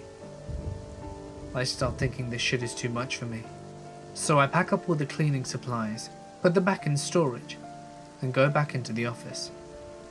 I'm minding my own business, writing up client progress reports, and suddenly I hear this clunking sound in the hallway. It's going back and forth, closer and further. It goes on for a few minutes. I turn around one last time, and it's Susan, staring just past the office doorway. Her head is facing the corner between the wall and the door frame, so I can only see half of her. She's clunking and mumbling to herself. It's 4 in the goddamn morning. I wait until she walks away, shut the office door, and decide I'm not getting murdered tonight. My husband and I were looking at houses to buy, and one of them was perfect, except for one room upstairs that made us both feel, somehow, like the room didn't want us to be there. The rest of the house was great, so we decided it was quite possibly due to the low ceilings and rounded corners in there. Except the other upstairs bedroom was fine. The only difference being that it had a tiny, creepy door that led to an even smaller, oddly angled room, which probably served as an attic storage, but we weren't really buying it. Had that been so, we would have found the room with the tiny door to be even more unsettling. Due to the appeal of the rest of the house, and particularly the on-site apartment, we kept it in our top 3, and decided to go back with my in-laws. My mother-in-law believes in paranormal occurrences and claims to be somewhat sensitive, but not as much as my husband and I are. We figured that if the room was haunted, she'd pick up on it and say something, because that's what mother-in-laws do, right? And she absolutely did. We tried convincing her it was just the ceilings, but she refused to accept anything other than there's spirits in there. That's having transpired in the way that we knew it would, but hoped that it wouldn't. I went back upstairs alone with my camera, when everybody else was in the backyard looking at the added apartment. Because the feeling had been so specific and overwhelming, I felt that I needed as much proof as I could get. I was in there to get it, and I'm glad I did. I stood in the weird room and whispered, "If you're really here, please be in this picture." And something happened that I've never seen before or after. A cluster of illuminated glowing baseball-sized orbs appeared in front of me, moving very quickly in the shape of a circle. As soon as I pushed the button to take the photo, they disappeared. The photo was taken with the flash turned off, to help rule out reflections on dust particles or little bugs. As quickly as I possibly could, I said, "Okay, now don't be in this photo." It came out as the normal photo, and I saw no spinning lights. That was all the proof I needed. I ran down the stairs and out the yard and informed the realtor that this was not the place for us. When I looked at the first photo, I could faintly see a moving ball of light. Only one, whereas it had looked like 5 or 6 when I saw them in person. Now, I have a theory that it actually just was one glowing ball, but the speed at which it was moving made it appear like it were more. For the record, if my father-in-law or the realtor felt the same negative energy, they didn't want to talk about it. We didn't really mention it to the realtor, but later when I showed them the picture, my father-in-law didn't have much to say in regards to the structural integrity and craftsmanship. He did seem to focus more on finding the problem with the wiring upstairs, so perhaps he did feel something strange and wanted to blame it on high EMF levels due to old wiring. But all of the old houses we looked at had old wiring. That one was actually the newest. My mother-in-law kept commenting about how the next house felt totally different and had a more friendly energy. We didn't like it quite as much, but she was right. And I don't care how much extra money we could generate from renting an apartment, it totally wouldn't have been enough to pay the mortgage on a 30-year loan. And I could not get behind buying a house that didn't want me in it as strongly as that one did. Every time I drive by it, I wonder what the new owners use that room for, and if anyone has ever felt put off by it. I'd imagine that, if they're not, it will only be a matter of time until somebody is. It would have been an excellent guest room or a nursery, kid's bedroom. Except, all of those are terrible ideas for a haunted room. I was stationed in Erlangen, Germany, between 1990 and 1993, but lived off post in Nuremberg. I lived in a condominium on Düsseldorf Street with my then wife and 2 daughters. My oldest daughter was 3 years old at the time and would often come running into our bedroom crying and complaining of a monkey in her bedroom. She didn't have any toys of monkeys or apes, so it was kind of baffling to understand her or her fear. Their bedroom and ours were across from each other between the hallway, and we could see directly into their bedroom from ours. One late night, sitting up in bed, reading, I caught movement out of my right side. Thinking one of my kids may be up, I walked into their room, but they were both asleep. I go back to my bed and book, and again I noticed movement. So I glanced over to their room from my bed, and that's when I saw what appeared to be the outline of a child as it walked in the bedroom where my daughters were sleeping. I launched out of my bed and covered the distance between my rooms and theirs in maybe 4 leaps. Nothing. My daughters were both sleeping. This was mid-tour for me, so for the remaining year and a half, we all slept in our room. About 5 months ago, I got home from work at around 10 PM, and to enter the living room, you have to walk past the basement stairs. I did so without actually looking straight down them, but had full vision of them. There was a huge brown head at the bottom of the stairs, opening and closing its mouth. I took about 5 steps past the stairs before it caught up with me, and then I was scared that it was a person in my basement. I called a friend of mine to come over. She did. We didn't find anything there. All the doors were locked and nothing had been moved. A few months after I was watching TV upstairs before work, I heard a noise, like something had been thrown across the room in my basement. I froze for a second, looked around, and saw that all of my pets were in the same room as me. I called my friend again, told her to stay on the line as I checked out the basement. All the doors were locked, nothing was moved, and I've heard that noise, and it sounded like someone was throwing something large and heavy at the wall, about 5 more times. I still haven't figured out what it was, and I haven't seen the face again, but I always feel someone watching me when I'm in the kitchen at the top of the stairs. I worked a graveyard shift at Tim Hortons in Ohio for 9 months. I worked as the night baker, which was 4 hours of work in an 8-hour shift. I saw a few odd things here and there, from drunk people driving the wrong way down the drive, through to deer sticking their head open into the drive-thru, and stealing my co-worker's brisket to every sink in the entire back store, backing up one after another and filling the kitchen with dirty water.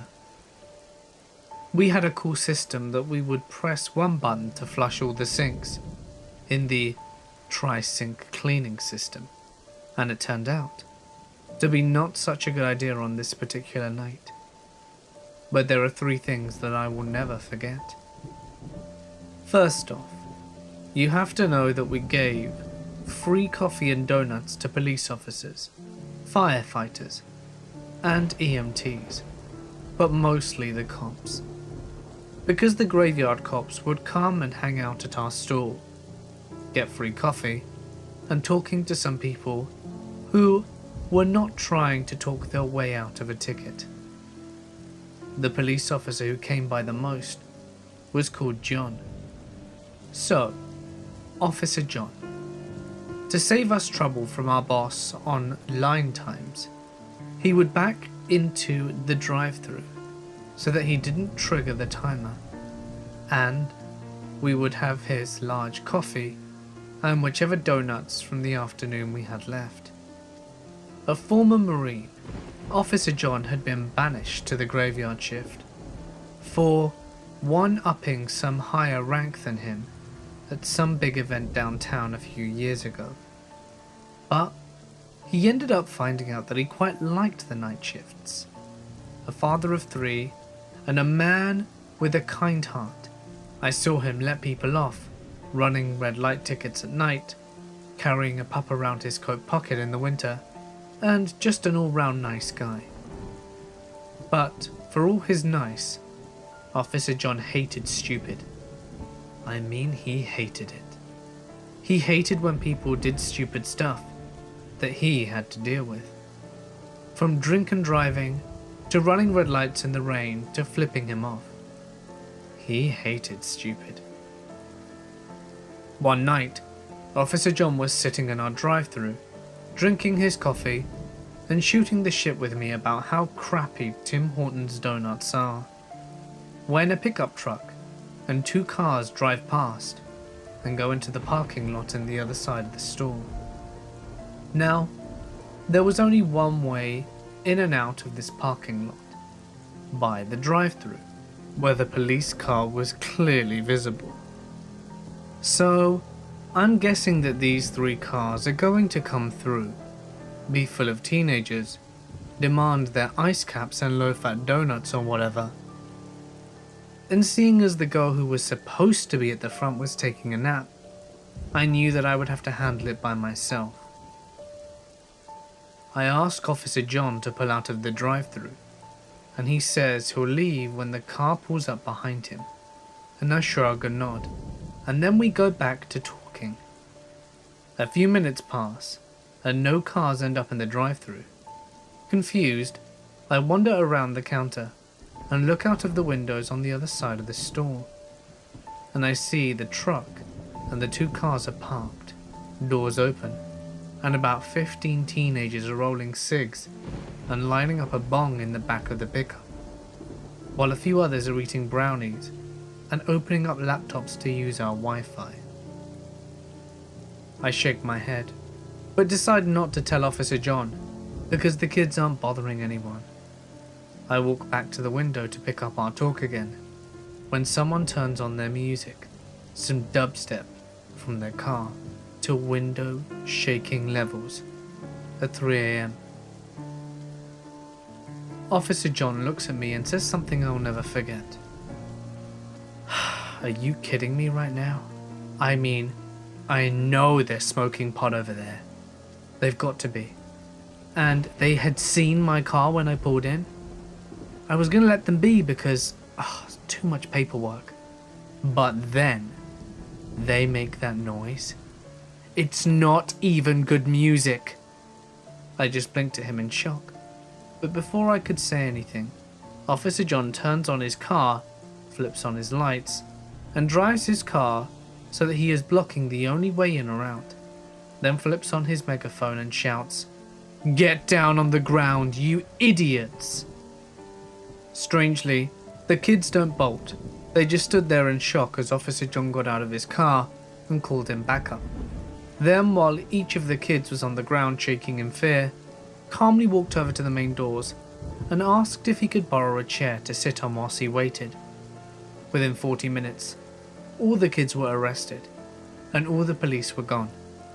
At around 5, when the day manager showed up, Officer John came back on his way home and ordered another coffee, then calmly asked me how my night went. He really hated stupid people. Hey guys, it's Mort here and thank you so much for listening. I love listening to the sound of rain, even though it doesn't really help much when recording. I find it so relaxing. And remember that if you enjoyed today's video, please consider dropping a like and leaving a comment, as it's a really great way to help support the channel and I appreciate it tremendously. And if you'd like to do something incredible to help support the channel further, feel free to visit my Patreon. You can find a link in the description as well as the links to my social media. And if you'd like your story read on my channel, you can submit it as a text post to my Reddit page or send it to me via email. Both links can be found in the description. But anyway, for now guys, I'm gonna sign off. Stay awesome, and I'll see you in the next one.